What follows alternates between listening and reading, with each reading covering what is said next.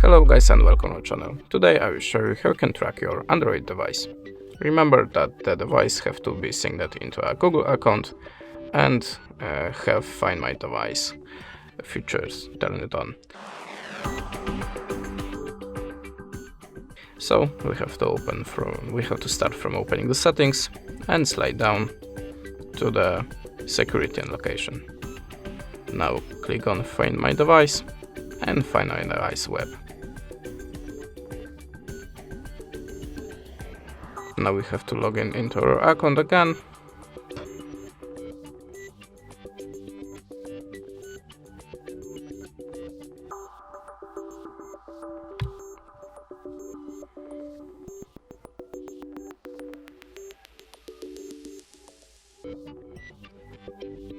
And how you can see, now you can track all of your Android devices connected to Find My Device and into the same Google account.